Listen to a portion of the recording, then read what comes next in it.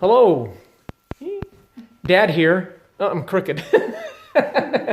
It's 15 January 2020, and I'm here with my friend Bianca Klein. Hello. Bianca is a filmmaker, cinematographer, videographer, Christian, Latter-day Saint, trans mother and father. Yeah, kind of.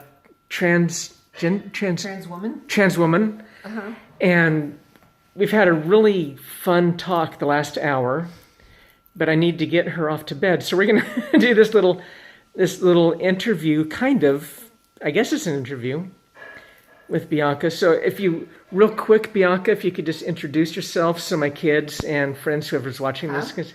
My name's Bianca Klein. I was born and raised in Los Angeles. Now I live in Utah. I have 3 children, a 12-year-old twin, well, they're almost 12, twins, boy and a girl, and another boy who's almost 11. I live in Utah, but I travel everywhere. I work in LA a lot, but also travel to other parts of the country and to other countries, filming commercials and movies and that sort of thing.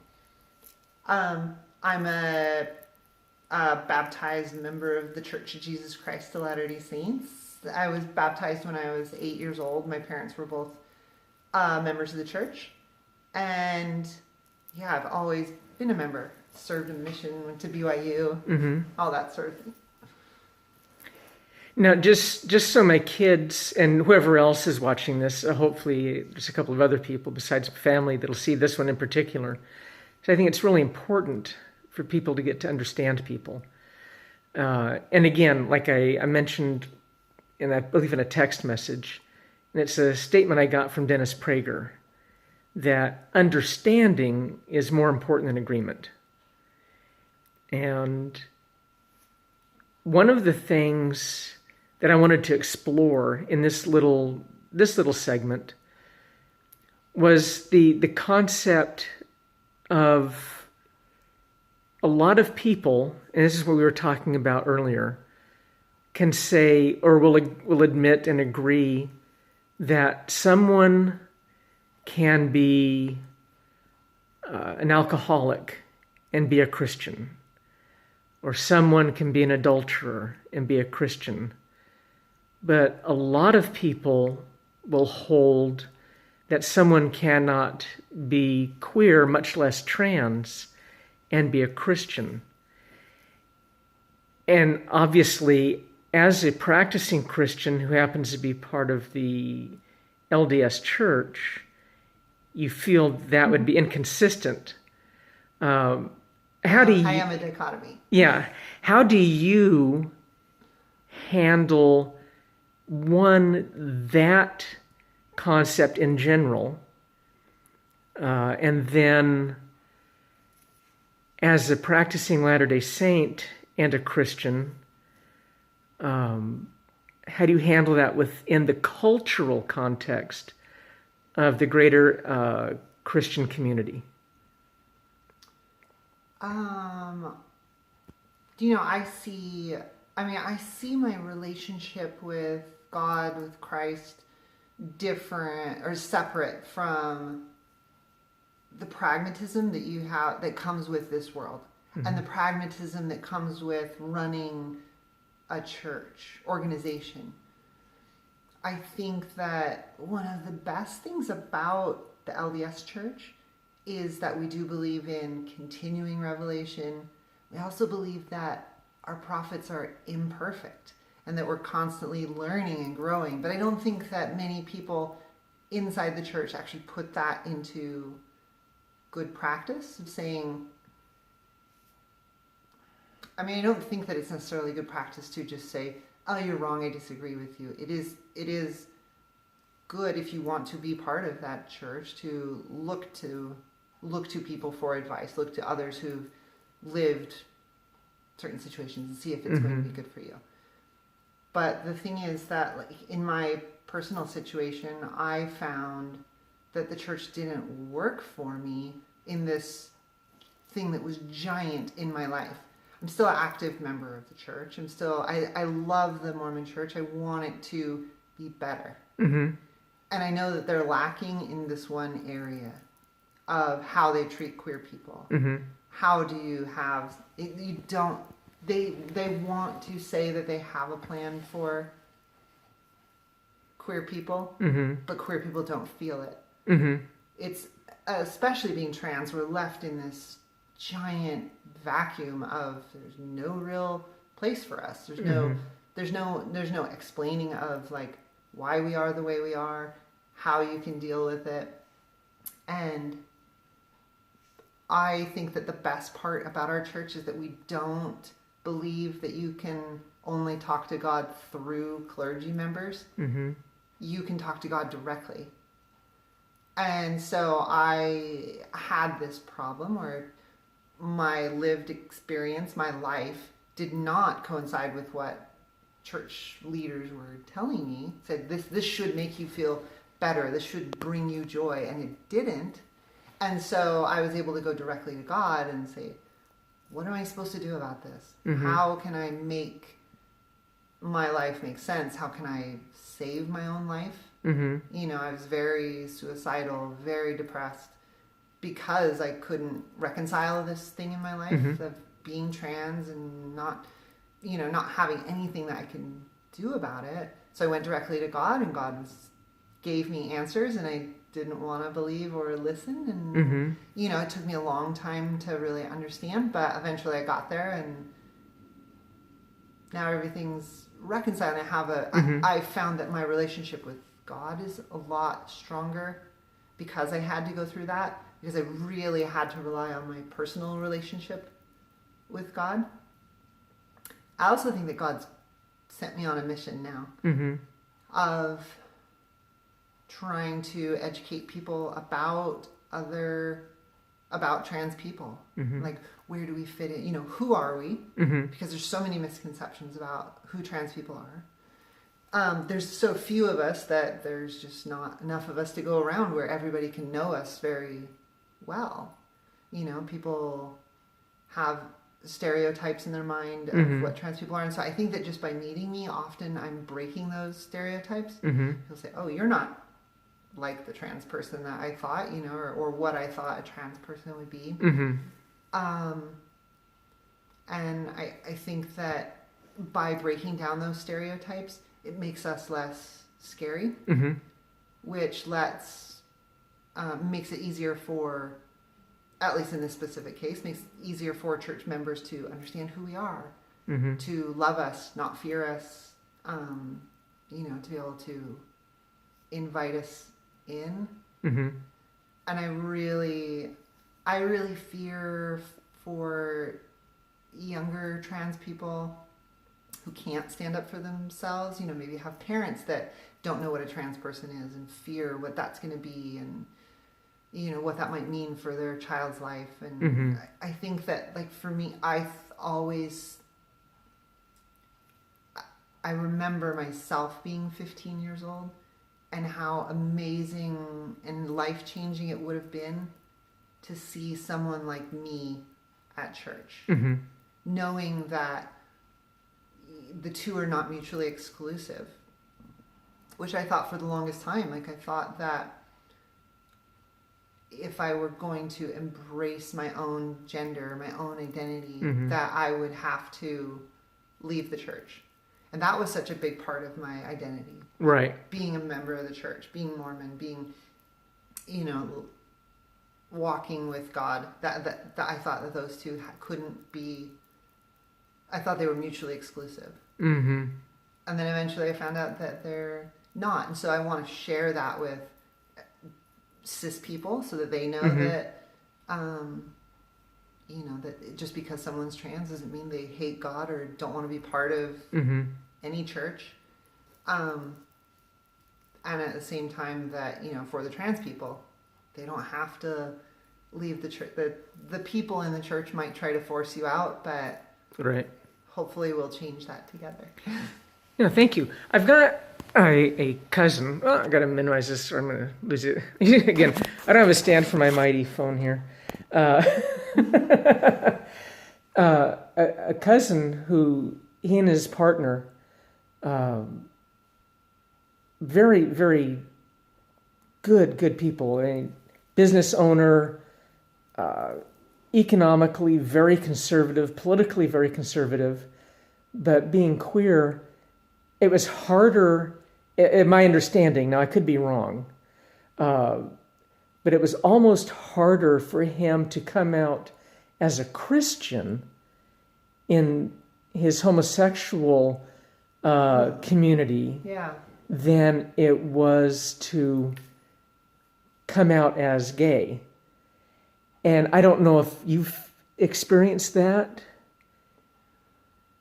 or maybe you weren't that deeply involved with the queer community. I'm pretty entrenched. The trans community is a bit different, in some ways different from gay community. But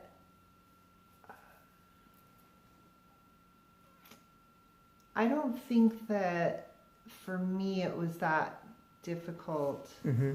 But I do find that I'm constantly, I don't want to say defending, but explaining myself to people. People are not, I've never found any antagonism from trans people or from cis hetero people who think I shouldn't be part of a religion. It's more of just a kind of a shock, or like, how do you deal with it? They feel more for me. They're like, how do you deal with that? Like being part of an organization that is clearly antagonistic towards you. And so I think that I've always embraced that from the beginning. It's not like I never had a portion of my life where I left the church. I've always had troubles. I've always tried to figure out how I fit in to Christianity. But I think that I've always tried to explain that. One of the things that's interesting about like being trans is that there's a big temptation to go back into a closet. It's very hard to be a trans person in society. There's a lot of antagonism or awkwardness or mistrust or a lot of arm's distance relationships can be when you're trans. And so there's a temptation to, after you come out and you transition and you're happy with yourself and you're living as the gender you are, then to go into a closet and just pretend that you're a cis person.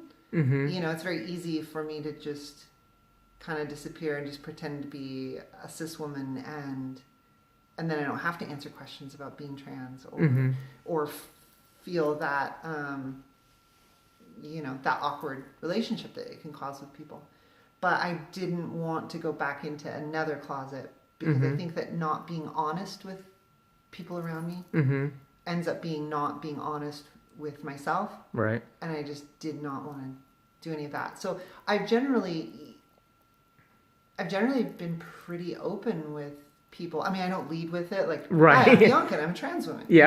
But like, if anybody asks me questions about it, sometimes it's easy. It would be easy to deflect. Not talk about my wife, not talk about how my kids got here, not talk about being trans. But I try to take those opportunities to educate people about trans people, mostly because I can. Like I'm in a position in my life where I'm stable. I have a support system. I have friends, both trans and cis, and in the filmmaker community, outside of filmmakers, and people that support me. I'm not in a position where I might lose my job. The way that a lot of people are. A lot of trans people are. So I feel like I'm in a position where I can use my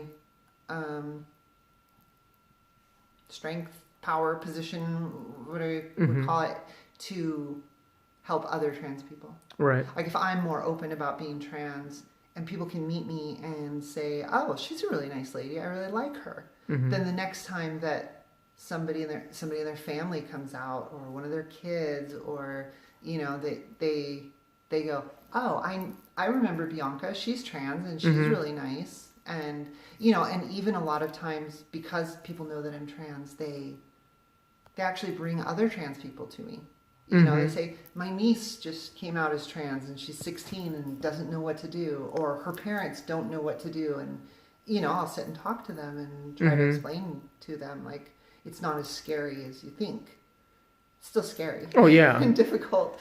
But if there's light at the end of the tunnel, or that it's not going to be a complete disaster and life-ending situation. Sometimes it is, but... Yeah. But it's getting better, is the thing. And I like to be part of that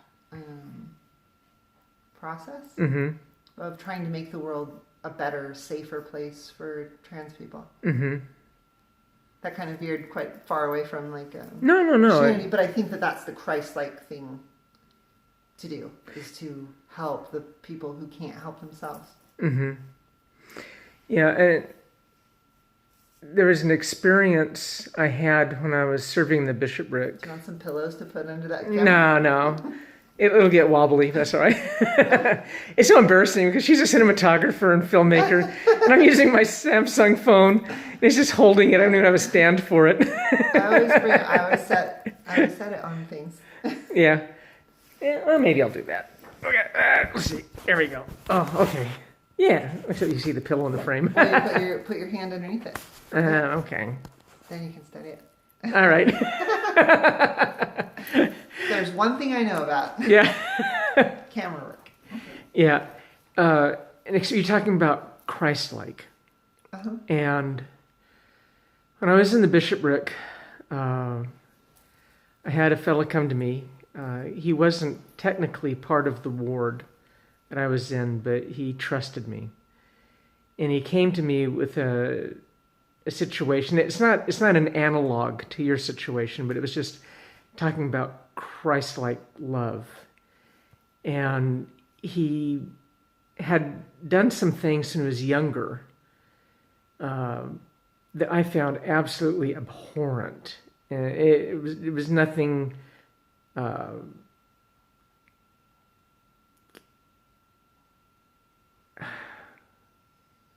it wasn't homosexual in nature, but it was other stuff. I found really repugnant and abhorrent. But as I was sitting there, and he was so sincere in trying to live a Christ-like life and wanting to overcome some bad things that he had done in an earlier day, that I literally felt this wave of warm love flow down through me, and I honestly believe that was the way God feels. It was when somebody is trying to do right, that it was just an overwhelming power of, and a feeling of love. Not acceptance of what had happened, but just unbridled, no strings attached love. Because he wanted to love God.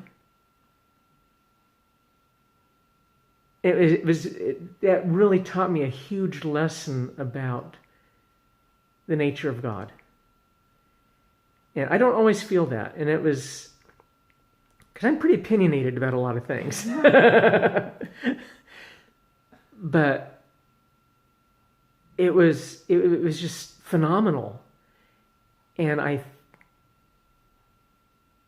think that's part of, like you're talking about, your mission is to help people feel that love. Don't have to agree with you don't have to say, okay, I'm good with it, but to understand, that as a child of God, everybody has inherent worth.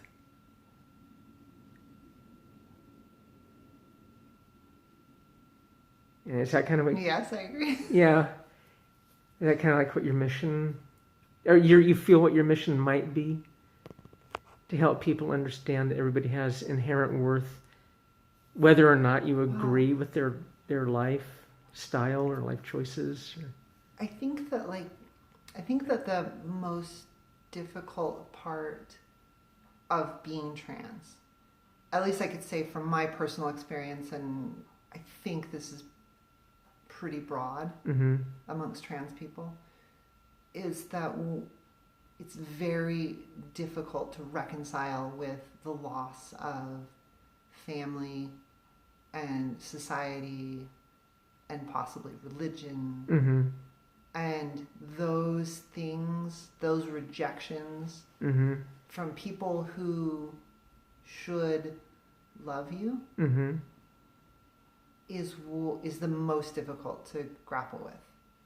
Like, being trans is very difficult on its own. Like, having a sex and a image of yourself that do not match the inside, they don't match your gender, is difficult to understand and to deal with. And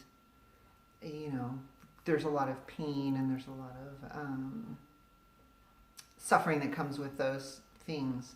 But what makes it really difficult is having a society that hates you, rejects you, really gaslights you in terrible ways, like telling you that you're evil because you want to take care of this problem that's killing you.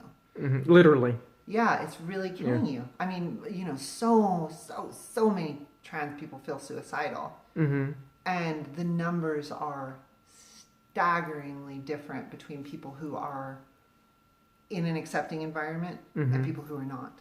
Like, kids that come out and have accepting parents and accepting society, are able to transition in whatever way that they want to, have depression, anxiety, suicide levels equal to their cis hetero peers. Like, it's really interesting to see. There was a study done just recently at the University of Georgia about the effects on LGBT people in a LDS setting, people who were raised LDS, and whether you had left the church or not, people had about 72% rate of PTSD. You were experiencing the symptoms of trauma that victims of abuse have, people who go to war, just being part of a religious organization where we believe it's eternal and you are failing because you're not overcoming this thing that we want you to overcome. Not me. Right. You're resistant to your society conversion therapy and they think that you're resistant to changing your gender into I knew I was female, but I was trying really hard to change my gender to male so that I could fit in with society. Into your biological body. Yeah, trying to make my gender fit into my biological body. And the harder I tried, the worse I felt. And the further and further I felt from God or from anyone. Like, I just had no will to live. There was no will to exist because it hurt so much. Right. And I thought I was a failure. Yeah. Do you find that is similar among the broad spectrum of Christian denominations, or is that specific to the family-centered LDS community? I don't know. I don't know too much about like between LDS and other Christian religions that about whether it has to do with that with the family center. I do know there's a big difference between Christian religions that are accepting of LGBT people and those that are not. Like LDS queer people have about the same kind of difficulty as other Christian religions that are not accepting of LGBT people. And there's a big difference between. It's really difficult for cis hetero members of the church to understand that when you say, "We love you," but the thing that you need for your sanity is a sin, and we're going to always tell you that it's evil. Right. That those two things don't go together. One, you're saying it's accepting, but it certainly doesn't feel like love. Right. And, sorry, that wasn't aimed at you. No. And so, and it's really hard for them to understand the dichotomy of what they're saying. That saying, I love you, but then doing something very hateful to you is painful for the queer people. Yeah. I think those people that say that really mean well. And I think that's what makes it worse. I think a lot of times they do. Yeah. I really don't think they're trying to hurt anybody. But it's just the way the paradigm works. They're trying to save you, based on their perception. On their perception of the world. They see it as saving you or helping you or protecting other people from you. Oh, okay. I'm trying to protect my children from being influenced by the gays, or the family is going to be ruined somehow because two women get married. Now you said something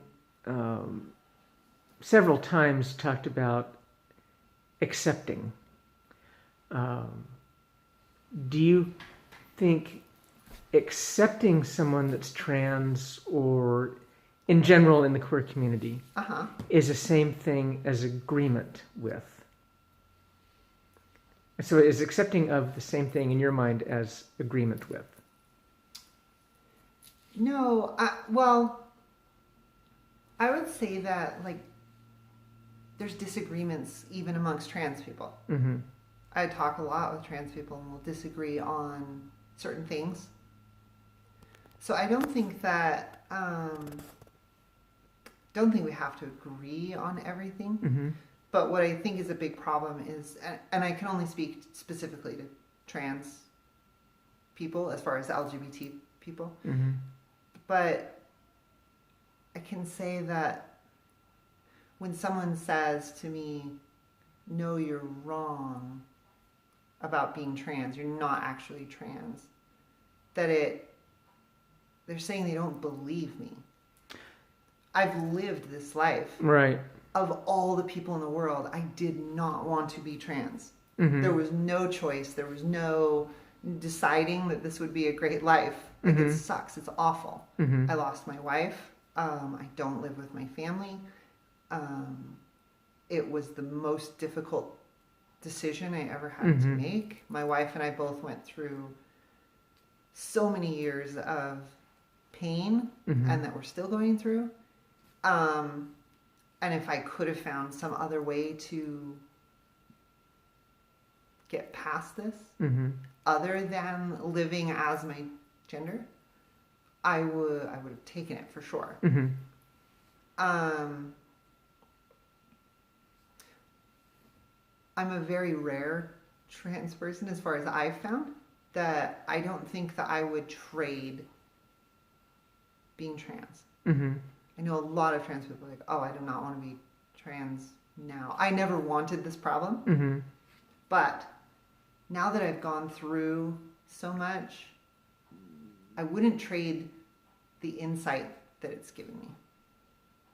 I've learned so much about empathy and about not knowing what other people are going through, that I can't judge someone else's situation because I haven't been in that situation, if I haven't been in that situation.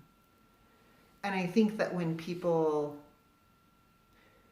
if people disagree with me, it's totally fine. But when people don't even know what it is that I'm talking about, they don't know what it's like to be trans or what trans people go through, but have opinions about me, then I say, well, it's not a informed opinion. Right. But when people take that even further and they want to do things to hurt me or my community, that goes beyond opinion, and I think that that's really awful. Right. You know, especially when I see people treating their children horribly because they're trans. That hurts me the most. I think that then it's not okay. It's not just an opinion. They're harming their child, and they think that they're doing fine. They think they're doing a good job, but it's because they have no information. They haven't learned anything. I want to think of how to say that in a really concise way, because I think it's important to make that distinction between like that acceptance to me would be, I want to find out all about you and your experience. I want to find out what it's like to be trans. I want to know that, you know, trans people don't undo what it was that they thought. Kids that are actually trans as children, as opposed to like just gender variant, don't often change. Like there's these huge misconceptions that like children, you know, most children that say they're trans as kids grow up to be cisgender adults. And it's a total fallacy. So I think that when you have a misinformed opinion about me, then I give less validity to it. But I don't think that I should be antagonistic towards that person or spiteful, but rather makes me want to teach them if they'll listen. I mean, the big if. I don't know everything, obviously, but I know a lot about being trans, and I generally know a lot more about it than people that hate me for it. So I don't know. I'm kind of dancing around that question, not avoiding it, but I'm not. It's a very nuanced question of like, what does acceptance look like? What is it? What is it to accept or be accepted? I don't know. Well, good. I'm glad I made you think for a change. Yeah. Well, I guess that what I really find that I need from people, especially loved ones, is that acceptance looks like, I believe you. I believe you when you say you tried everything to not everything except transition. You had to do that. I look to people. I see acceptance as, I believe you didn't make this up. That would be accepting. If they think that God's going to turn me into a guy in the next life, like that's fine. We can have a disagreement about that. Right. I mean, it's not. I don't agree with it, and that's okay. We can agree to disagree. But to vilify me or,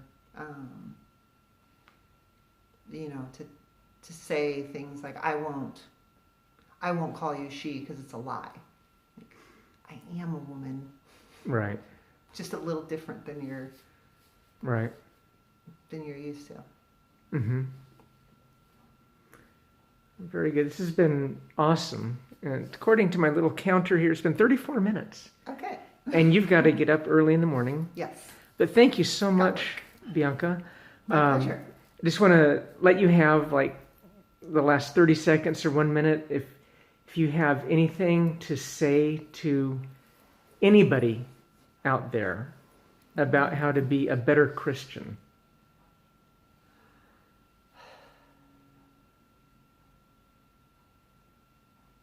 I think that if you can put yourself into the shoes of God and say, okay, how would I see this person as a God? I don't think that God is vengeful and spiteful, and God knows the things that you don't. God knows that trans people aren't making it up, that we're not out to destroy the world, destroy the family, destroy the idea of gender, or to tell anybody else that they have to stop believing in gender. But I think that if you really try to understand what's going on with a person, specifically a trans person, that you'll see a lot, you'll find yourself feeling empathy towards those people. Because there's no demon there's no boogeyman. It's people that are hurting, and they don't have a way out other than what they're telling you. Right. And if you believe them, that will show your empathy. If you believe that what they're going through is real. Right. Thank you so much. My pleasure. Thank you so much. Now, I'm going to attempt to do this without messing it up. Thank you for spending time with Dad and Bianca. It's kind of semi-straight. I'll never be a videographer. But thank you. Love you guys. And I'll talk to you guys later. Bye-bye.